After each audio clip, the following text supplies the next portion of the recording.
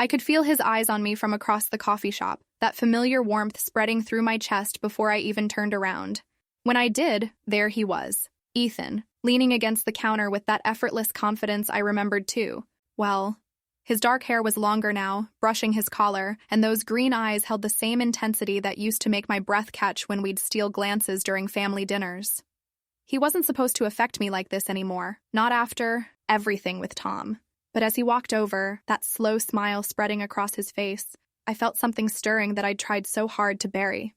"Grace," he said, my name rolling off his tongue like a song he'd been waiting to sing again.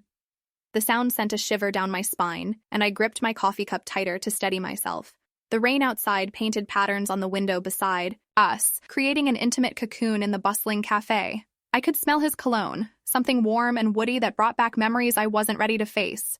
Before we dive deeper into this story, would you mind hitting that like button and subscribing?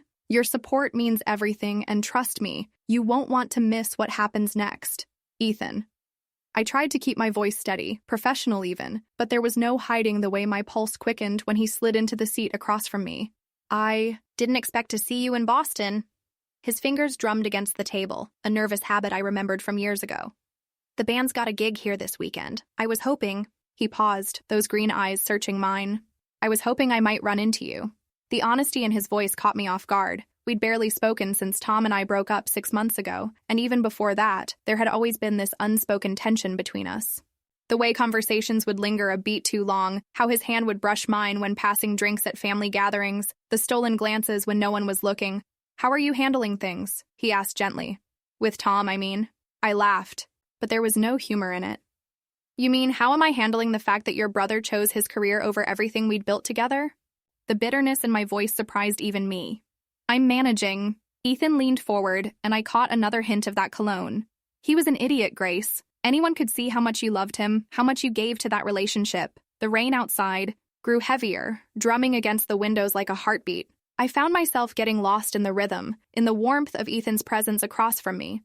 There had always been something magnetic about him, something that pulled at me even when I was trying my hardest to resist. "I should go," I said, standing abruptly. The chair scraped against the floor, the sound harsh in the intimate space we'd created. But before I could take a step, his hand caught mine. "Grace, wait." His touch was electric, sending heat racing up my arm. "It's pouring out there. At least wait until it stops." I looked out at the storm, then back at his face. Those eyes held something deeper now, something that made my stomach flutter with anticipation. "My place is just a few blocks away," I heard myself saying, "if you want to wait out the rain there." The walk to my brownstone was a blur of shared umbrellas and stolen glances. Every time our bodies brushed against each other, every accidental touch of hands felt charged with electricity. By the time we reached my front door, we were both breathless, whether from the cold rain or something else entirely. "I should warn you," I said as I fumbled with my keys. "The place is a bit of a mess. I haven't been the best housekeeper since—" "Grace." His voice was soft, closer than I expected. I turned to find him right behind me, close enough that I could feel the warmth radiating from his body. "Stop apologizing for everything." The door finally gave way, and we stumbled inside, shaking off the rain. I moved to grab towels, but his hand caught my wrist, gentle but firm. The touch sent a jolt through me, and when I looked up, his eyes were dark with something I recognized, but had never allowed myself to acknowledge. "Ethan," I whispered, but I wasn't sure if it was a warning or an invitation. He stepped closer, his free hand coming up to cup my cheek. His thumb traced along my jawline, and I found myself leaning into the touch despite every rational thought screaming at me to stop. This was Tom's brother. This was dangerous territory. But when his lips finally met mine, all those rational thoughts scattered like leaves in the wind. The kiss was gentle at first, tentative, testing. But when I responded, when I pressed closer, and let my hands tangle in his shirt, something shifted. The kiss deepened, became hungrier, more desperate. His hands found my waist, pulling me against him, and I could feel the steady rhythm of his heartbeat against my chest. Every nerve ending was alive, singing with electricity. When we finally broke apart, both of us breathing hard, his forehead rested against mine. "I've wanted to do that for so long," he murmured, his voice rough with desire. "We shouldn't," I whispered, even as my hands remained fisted in his shirt, holding him close.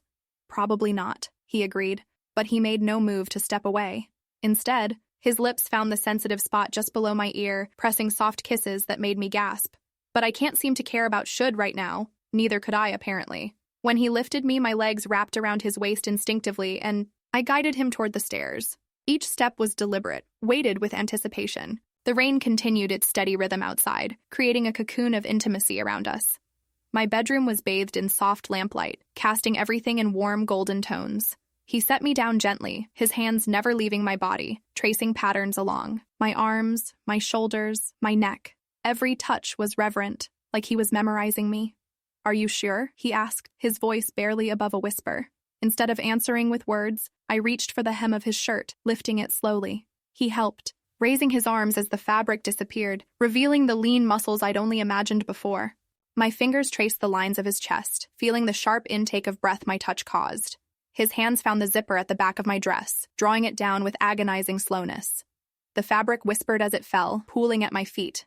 For a moment, we simply looked at each other, drinking in the sight we'd both wondered about for so long. Then he was kissing me again, his hands roaming my newly exposed skin. Every touch sent sparks through me, building heat that settled low in my stomach. He guided me backward until my legs hit the edge of the bed, and I sank onto the soft mattress, pulling him down with me. His weight settled over me, solid and warm and perfect.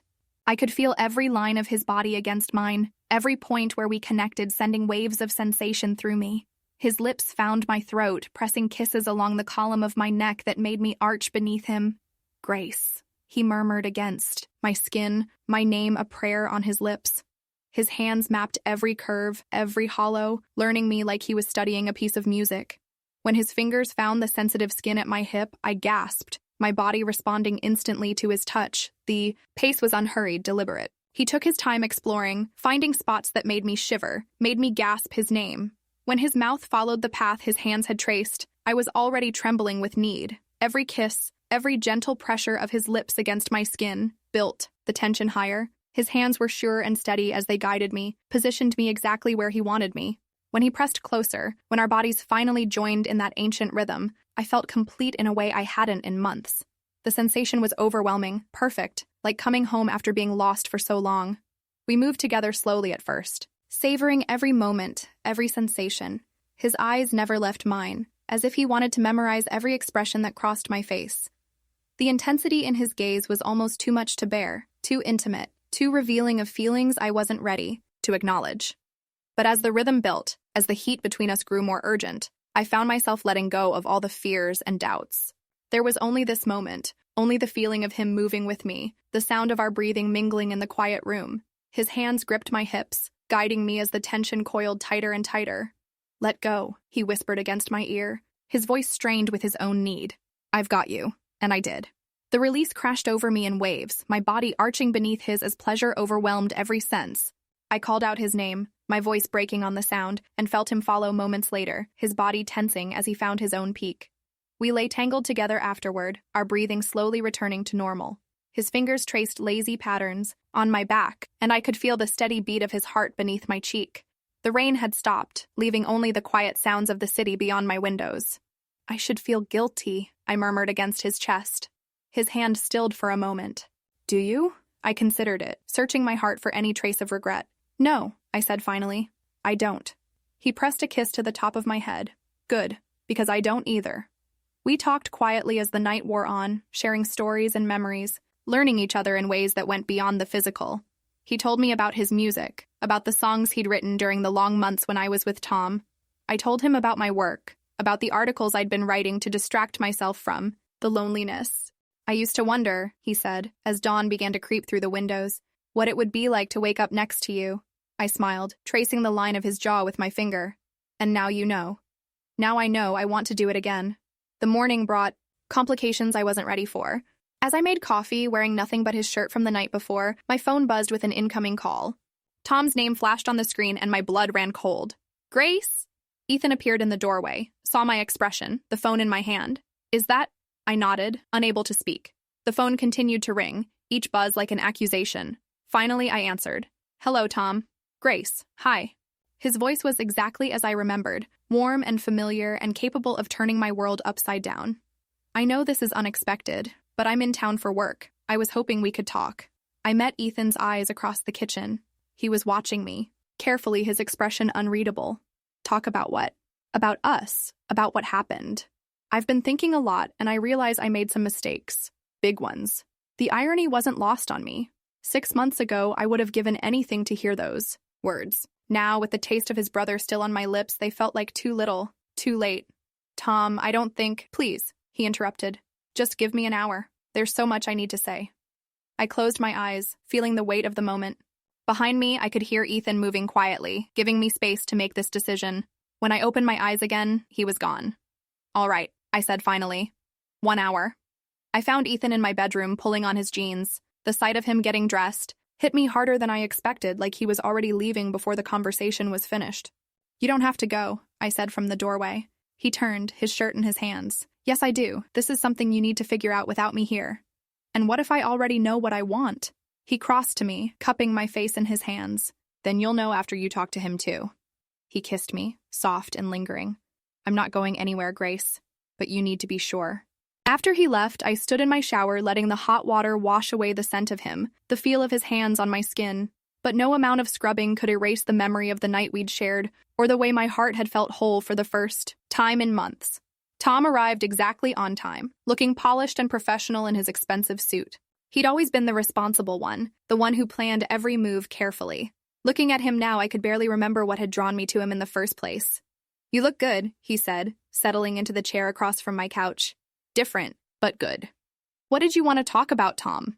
He launched into his prepared speech about career changes and life priorities, about how he'd realized what truly mattered. The words washed over me, familiar and empty. I found myself thinking about Ethan's hands, the way he'd looked at me like I was something precious. I want us to try again, Tom finished. I know I hurt you, but I'm ready now. Ready to put us first. I studied his face, searching for any sign of the man I'd once loved. Are you? Of course I am. Why else would I be here? Because your brother spent the night. The words slipped out before I could stop them. Tom's face went pale, then flushed, red. The silence stretched between us, heavy with accusation and hurt. Ethan? His voice was barely a whisper. I lifted my chin, refusing to feel ashamed. Yes. How could you? The pain in his voice was real, raw. He's my brother. And you're my ex, I said simply. You chose your career over us, remember? You don't get to dictate what I do with my life now. He stood abruptly, pacing to the window. But Ethan, of all people, he was there when I needed someone. He listened when I felt invisible. He made me feel like I mattered. My voice grew stronger with each word. Things you never did, even when we were together. Tom turned back to me, his eyes bright with unshed tears. So that's it? You're choosing him? I thought about Ethan's gentle hands, his patient kisses, the way he'd looked at me like I was worth waiting for. I'm choosing myself, I said finally. For the first time in years, I'm choosing what makes me happy. Tom left without another word, and I sat in the silence he left behind, feeling lighter than I had in months. When my phone buzzed with a text from Ethan asking if I was okay, I smiled. Come over, I typed back. We have some things to discuss. He arrived within minutes, his hair still damp from rain, his eyes searching mine for answers. How did it go? Instead of answering, I kissed him, pouring everything I couldn't say into the contact. When we broke apart, his eyes were dark with understanding. I choose you, I whispered against his lips, if you'll have me. His answer was another kiss, deeper this time, full of promise and heat. As he lifted me, carrying me toward the bedroom, again I knew I was finally where I belonged. The afternoon dissolved into touches and whispers, into the slow burn of rediscovering each other. This time, there were no shadows of guilt, no hesitation. Only the pure joy of being with someone who saw me, really saw me, and wanted me exactly as I was. As evening approached, we lay tangled in my sheets, watching the city lights begin to twinkle beyond my windows. Ethan's fingers traced patterns on my bare shoulder, and I felt more at peace than I had in years. No regrets? He asked softly. I turned to face him, taking in the strong line of his jaw, the warmth in his green eyes. None. You? Only that we waited so long. I laughed, pressing a kiss to his chest. We had to wait. The timing had to be right. And now? Now, I said, moving to straddle him, feeling his immediate response beneath me. Now we have all the time in the world. His hands found my hips, guiding me as I moved above him, setting a rhythm that was ours alone. The last of the daylight painted us in golden hues, and I felt beautiful, powerful, completely alive. Grace, he breathed, his voice rough with need and something deeper. Something that sounded suspiciously like love. We moved together as the Day faded into night, creating our own light in the darkness. And when release claimed us both, when we collapsed together in a tangle of satisfied limbs and racing hearts, I knew I'd finally found my way home. Sometimes the best things come from the most unexpected places. Have you ever found yourself drawn to someone you thought was off limits, only to discover they were exactly what you needed? I'd love to hear your thoughts in the comments below. And if this story resonated with you, please hit that like button and subscribe for more. Trust me, you won't want to miss what's coming next. Thanks for listening to my story.